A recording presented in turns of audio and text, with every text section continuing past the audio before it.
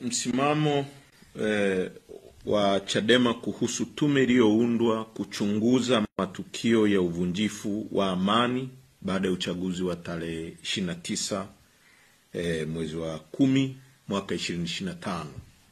Actually kilichoitwa uchaguzi, kwa sababu na tulitegemea hii tume ingeundwa kuchunguza mauaji yaliyotokea na sio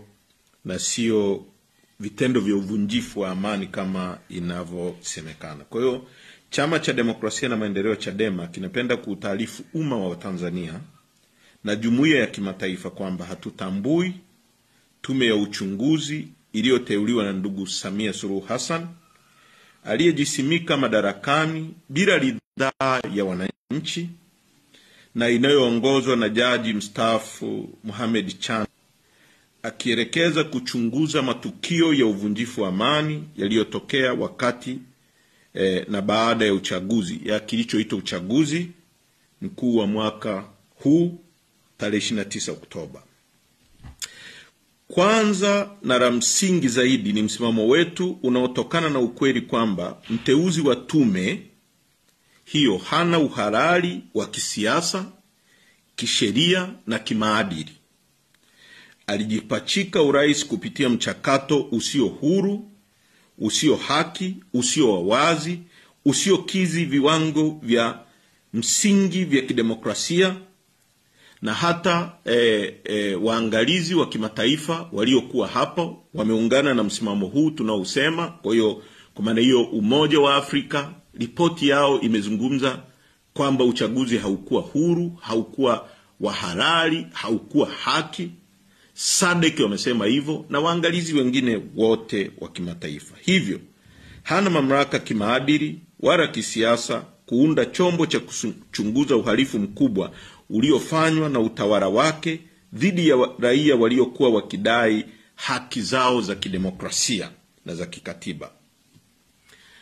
Aidha, kwa mujibu wa sheria ya uchunguzi Commission of Inquiry Act ya 20 ya mwaka 2002 chapter 32, tume ya aina hii ni chombo cha rais kinachofanya kazi kwa matakwa na maelekezo yake, na hata ripoti yake rais ana mamlaka ya kuamua ichapishwe au isichapishwe, iwasilishwe hadharani au ifichwe. Kwa mantiki hiyo si chombo huru na hakiwezi kutoa ukweli wala haki katika mazingira ambapo serikali ndiyo inayotuhumiwa mtuhumiwa mkuu. Zaidi ya hapo, haiwezekani mtuhumiwa akajichunguza mwenyewe halafu tutarajie haki. Serikali ya Samia ndiyo iliyoasisi, kuratibu, kutekeleza mauaji, utekaji, mateso, ubakaji, unyanyasaji, ukiukwaji mpana wa haki za binadamu. Wote walioteuliwa ndani ya tume hiyo waliwahi kuwa au ni watumishi wa serikali na wanachama wa CCM, jambo ambalo kimsingi linakiuka kanuni ya kimsingi kwamba ni tume huru, haipaswi kuwa na uhusiano wowote na serikali wala chama tawala. Hawa wajumbe wamekuwa wakati wote sehemu muhimu ya kuingiza nchi yetu kwenye maafa haya, na baadhi yao ni watuhumiwa wa kupanga na au kutekeleza ukiukwaji mkubwa wa haki za binadamu wakiwa kwenye madaraka. Kwa mfano, jaji mkuu aliyeondoka madarakani amekuwa sehemu ya ukiukwaji mkubwa wa haki za watu akiongoza muhimili wa mahakama, na sehemu kubwa sana ya kujaribu kuharibu mahakama yetu na kuondoa uaminifu wa watu na mahakama yetu. Tukumbuka sisi kama Chadema, pamoja na mambo mabaya yaliyotokea kwenye uchaguzi wa mwaka 2020, hatukufungua kesi hata moja mahakamani kupinga aidha wabunge wetu au madiwani wetu au hata mtu yoyote aliyogombea. Na hii tulifanya deliberate, ni maamuzi yaliyokuwa ya kikao, kwa sababu walikuwa hawana imani na mahakama katika mazingira ambayo mahakama ilikuwa inaongozwa. Lakini vile vile unaweza kujiuliza kwamba hata kama hawa watu hawakuwa na uhalali, je, walikuwa na dhamira sasa ya kutaka kuchimba na kupata kilichotokea hasa kwenye huu uchaguzi, kinachoitwa uchaguzi? Inakuwaje rais aunde tume inayotokana na wafanyakazi au watu tu ambao wamewahi kufanya kazi serikalini? Hakuna kiongozi wa dini hata mmoja kutoka kwenye imani zote zilizopo kwenye nchi yetu. Hakuna mtu yoyote aliyeteuliwa kutoka kwenye asasi za kiraia. Hakuna mtu yoyote aliyeteuliwa kutoka kwenye NGO.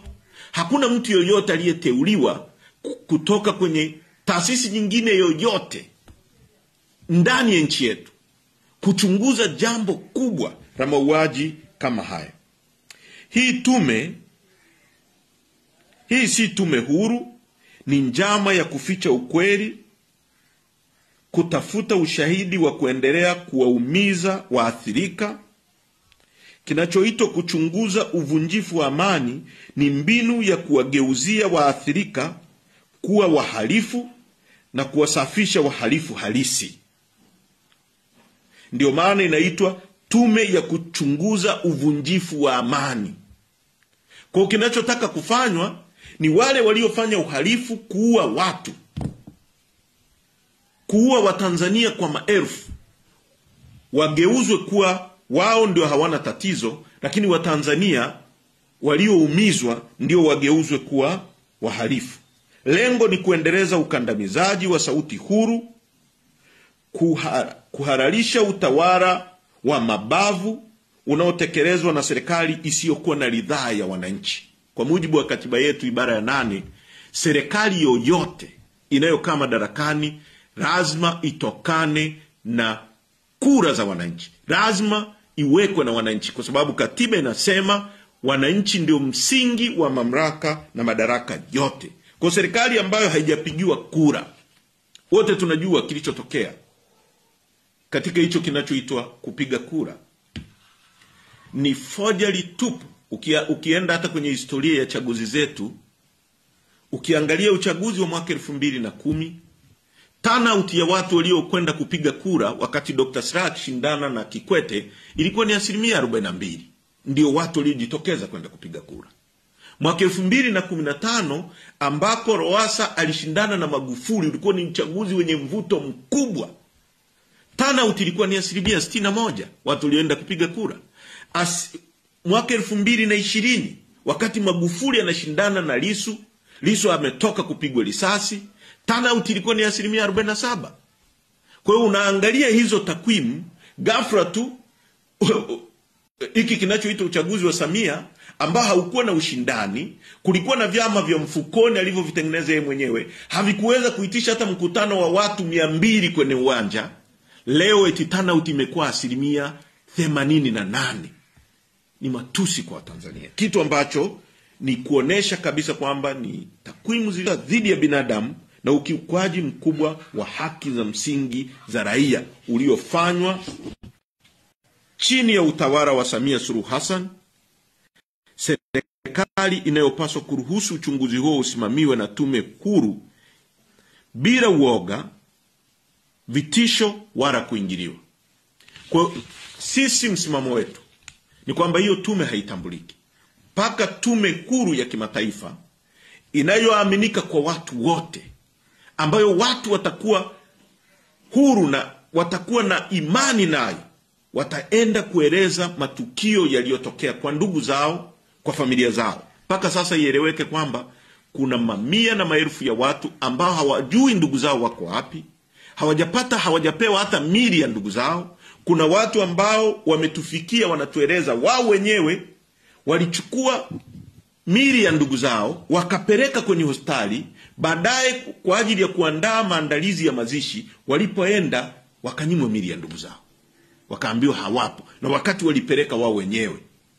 Kuna watu ambao wamechukua ndugu zao baada ya kushinikizwa kwamba waseme walipata ajali au walikufa kwa magonjwa ya kawaida. Kuna mambo makubwa na mazito ambayo hii tume haiwezi kuyachunguza na Watanzania wakakubaliana nayo. Tunatoa wito kwa taasisi za kimataifa ikiwemo Umoja wa Mataifa, Baraza lake la Usalama, Mahakama ya Kimataifa ya makosa ya mauaji ya halaiki, makosa dhidi ya binadamu na makosa ya kivita ICC, kamisheni za haki za binadamu za kikanda na kimataifa, mataifa rafiki na wadau wote wa demokrasia kuchukua hatua za haraka kushinikiza serikali ya Rais Samia Suluhu Hassan na CCM kuruhusu uchunguzi huru wa kimataifa. Na ujumbe wetu uko wazi na thabiti: hakuna amani bila haki, hakuna uhalali bila ridhaa ya wananchi, mtuhumiwa hawezi